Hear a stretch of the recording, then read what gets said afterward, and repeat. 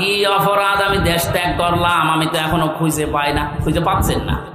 কোন দোষ যদি আপনার নাও থাকে, সবচাইতে বড় দোষ এই আপনি আয়না ঘর বানিয়েছেন।